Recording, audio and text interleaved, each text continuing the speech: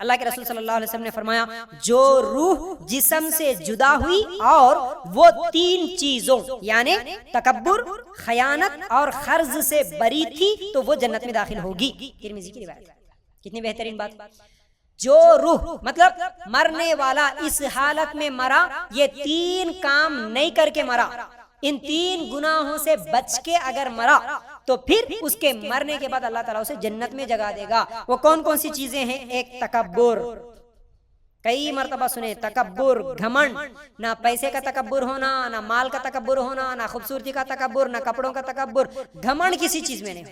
और दूसरा है खयानत, किसी की बात की खयानत नहीं करना, किसी की चीज की खयानत नहीं करना। और तीसरा है खर्ज से बरी।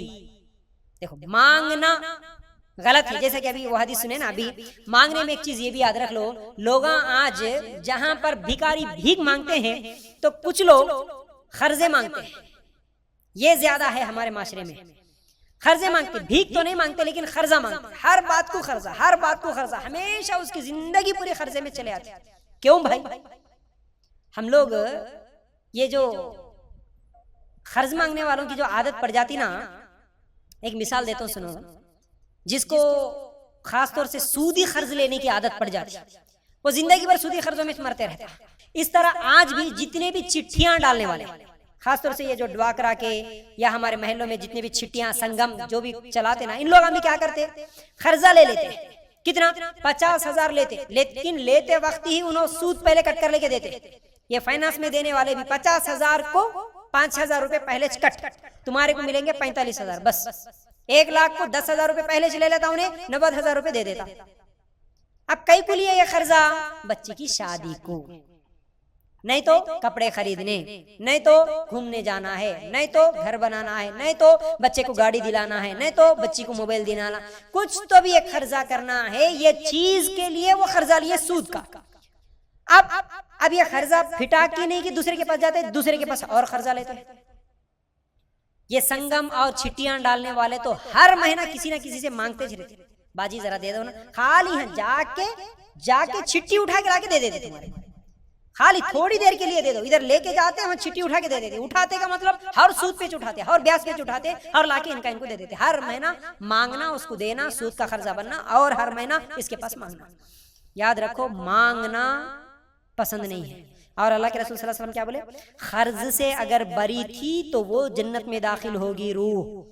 मतलब हम मरते वक्त हमारे ऊपर कोई खर्ज नहीं रहना, किसी को खर्जा बाकी नहीं रहना, ऐसी जिंदगी गुजारो। खर्जा मांगने से बचना चाहिए, बगैर किसी सख्त जरूरत के किसी से खर्जा मांगने वाले नहीं बने। बल्कि आज खाली लोगों को दिखाने के वास्ते बच्चों के अकीके करते हैं, ऐसा बच्चों के बर्थडे पार्टियां ऐसा करते हैं, हम धूमधाम से बोल के खर्जों पे खर्जा ला लेते हुए ये दावतां करके खर्जे करके मर जाते। कुछ लोग तो बहुत ज्यादा खर्जा कर लेके खुदकुशी करके मर जाते, ये समझते में मर गया तो हो गया, खर्जा खत्म। खास तौर से अगर आप लोग न्यूज देखते होंगे तो ज्यादातर बड़े बड़े करोड़पति और लखपति लोग भी क्या करते, बैंकों से, यहाँ से, वहां से, और आजकल तो मोबाइल के एप्स के जरिए से भी खर्चे दे रहे करते। और एडवर्टाइजमेंट भी आता आपको कि ये बैंक है, बगैर तुम्हारे इनकम के, बगैर तुम्हारी कमाई को देखे कि तुम्हारे को लोन देने के लिए तैयार है, तुम हमारे पास गोल्ड रखो, गोल्ड पे लोन मिलेगा, तुम्हारे घर पे लोन मिलेगा, फलां से मिलेगा, मोबाइल ऐप से मिलेगा, ये वो बोलते हुए वो लोग एडवर्टाइजमेंट देते। और ये लोग अरे बैठे जगह पैसे मिल रहे ना भाई, चलो खर्जा ले लेंगे, चलो। गाड़ी खरीदने पैसे नहीं है, बैंक बैलेंस इतना नहीं है, लेकिन क्या करते हैं, ख्वाहिश में, हाँ खर्जा उन्हें दे रहा ना, वहां से खर्जा लेंगे, यहाँ गाड़ी खरीदेंगे। अब खर्जे पे खर्जा बढ़ जाता। अब उसके बाद वो लोग फाइनेंस वाले आके गाड़ी खींच के लेके जाते, वो लोग आके घर में बैठ के तंग करते, बार बार पूछते। अब इन्हें क्या समझता है, खर्जे हो, इससे बेहतर है कि अगर मैं मर गया तो खर्जा खत्म, इसलिए खुदकुशी करके मर जाता। तो याद रखो, मांगना जायज है। और जो खर्जा करके मरा, जब तक कि उसका खर्जा अदा नहीं होता, अल्लाह ताला उसको जन्नत में जगह भी नहीं देता।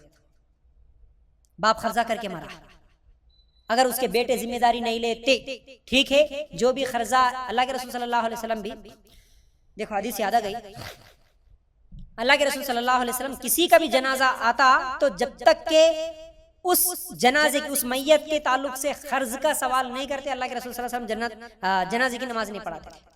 इसका खर्जा है क्या, पहले पूछते थे। अगर खर्जा है, कोई बोला कि हाँ मेरे को देना है, ये आदमी इतना खर्जा है, अगर उसकी जिम्मेदारी कौन ले रहे पूछते थे। बेटे हैं, लेते क्या तुम, रिश्तेदार है तुम लेते क्या जिम्मेदारी, उसका खर्जा अदा करते क्या, हाँ ठीक है हम अदा करते, बोले तो अल्लाह के रसूल सल्लल्लाहु अलैहि वसल्लम जनाजे की नमाज पढ़ते थे, नहीं तो नहीं पढ़ते। आज भी अगर कोई मर गया, अगर उसके ऊपर खर्ज है तो फिर पहले उस खर्ज की जिम्मेदारी उसके बेटे लेना। अगर कोई बेटा ऐसा है, बदमाश है, बाप से कहाँ की मोहब्बत है, उन्हें खर्जे कर करके इसको खिलाया पिलाया, इन्हें नाचा एंजॉय करा, उन्हें मर गया, मरने के बाद बेटे बेटियां हैं, उसकी प्रॉपर्टी भी है, अब खर्जे वाले आके अरे मर गया ना भाई हमारा खर्चा, बोले तो तुम हमारे को दिएगी, जिसको दिए उसको पूछ लो जाओ, किसको दिए, बाप को दिए, बाप मर गया, हमारे को नहीं मालूम। यानी इस तरह हम खर्जे से बच जाते समझते लोग। बेटे भी आज खर्चा अदा करने के लिए तैयार नहीं है, बेटियां भी देने के लिए तैयार नहीं है, जितनी प्रॉपर्टी है उतनी ले लेंगे, खर्जे वालों को डुबा देंगे खलास। तो जो खर्जा करके मरा उन्हें जन्नत में नहीं जाना, जब तक कि उसका खर्ज अदा नहीं होगा मरने वाला जन्नत में नहीं जा सकता। इसीलिए अल्लाह के रसूल सल्लल्लाहु अलैहि वसल्लम इस हदीस में 3 चीजों को गिनाए। तुम्हारी मौत इस हालत में आना कि तुम तकब्बुर करने वाले नहीं बनना, खयानत करने वाले नहीं बनना, खर्ज करने वाले नहीं बनना। खर्जा करके मरे तो फिर जन्नत में नहीं जाते।